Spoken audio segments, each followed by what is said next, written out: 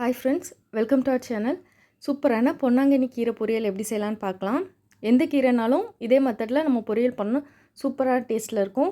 பொன்னாங்கண்ணி கீரையை நல்லா கழுவிட்டு இலைகள் மட்டும் தனியாக எடுத்து அதை கட் பண்ணி ரெடியாக வச்சுக்கலாம். இது கூட தாளிக்கிறதுக்கு பெரிய வெங்காயம் ஒரு கப் அளவுக்கு கட் பண்ணி வச்சுருக்கிறேன். இப்போ நம்ம பொரியல் செய்கிறதுக்கு ஸ்டார்ட் பண்ணலாம். பாத்திரம் நல்லா ஹீட் ஆனதும் ஆயில் சேர்த்துக்கலாம்.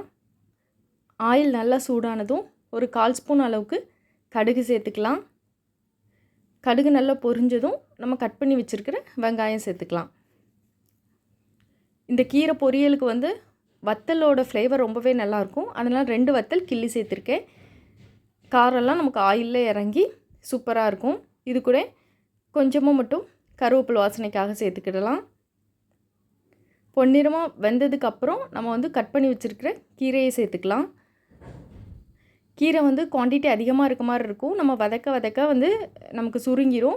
அதனால் ஃபஸ்ட்டே உப்பு போட வேண்டாம். நம்ம கொஞ்சம் சுருங்கினதுக்கப்புறம் உப்பு போடலாம். கீரைக்கு கொஞ்சமாக தான் உப்பு பிடிக்கும். இப்போ நல்லா சுருங்கிட்டு இப்போ ஒரு 1/2 ஸ்பூன் அளவுக்கு உப்பு சேர்த்துருக்குறேன்.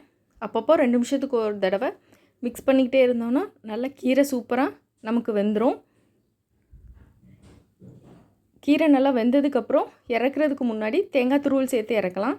இல்லைனா ஒரு சில தேங்காயும் ஒரு 1/4 ஸ்பூன் அளவுக்கு ஜீரகமும் 2யும் கொரகொரன்னு அரைச்சி இதனுடைய சேர்த்துக்கலாம். ரொம்ப வாசனையாக சூப்பரான டேஸ்ட்டில் இருக்கும். தேங்காய் போட்டோன்னா ரொம்ப நேரம் குக் பண்ண வேண்டாம். ஒரு 2 நிமிஷம் மட்டும் வதக்கிட்டு உப்பு கரெக்டாக இருக்கா அப்படின்னு செக் பண்ணிவிட்டு ஸ்டவ் ஆஃப் பண்ண வேண்டியதான். ரொம்ப சூப்பரான டேஸ்ட்டில் நமக்கு பொன்னாங்கண்ணி கீரை பொரியல் ரெடி ஆகிட்டு.